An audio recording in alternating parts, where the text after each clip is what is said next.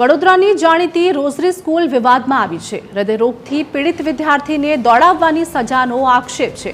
માથામાં તેલ ન નાખતા વિદ્યાર્થીને ગ્રાઉન્ડમાં દોડાવ્યાનો આક્ષેપ છે।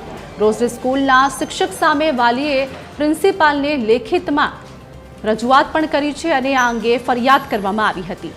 પીટી શિક્ષકે બીમાર વિદ્યાર્થીને 5 રાઉન્ડ દોડાવ્યાના આક્ષેપ છે। શાળાના પ્રિન્સિપાલ દીપક જયસ્વાલે પ્રતિક્રિયા આપી, જેમાં વાલી દ્વારા लगावવામાં આવેલા આરોપો ખોટા છે તેવું કહ્યું। અમને ખબર નહોતી કે વિદ્યાર્થીને હૃદયની તકલીફ છે। અમારા માટે તમામ વિદ્યાર્થીઓ સરખા છે તેવું જણાવ્યું હતું।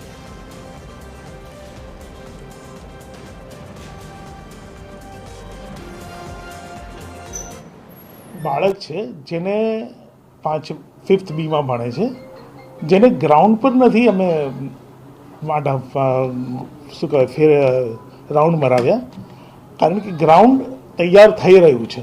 ગ્રાઉન્ડ તૈયાર થઈ રહ્યું છે એટલે એ ઘણા ટાઈમથી બંધ છે। કોઈ બાળક પણ ત્યાં રમવા નથી જતો।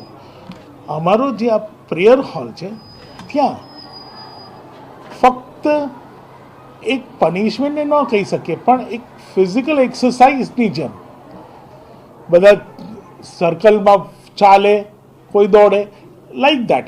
કોઈ ચાલતું હોય તો પણ કોઈને કાંઈ કહેતા નથી। બસ એ રીતના એમને એક ફિઝિકલ એક્સરસાઇઝની જેમ કરવાનું કીધું હતું, જેને બહુ મોટું સ્વરૂપ આપવામાં આવ્યું છે।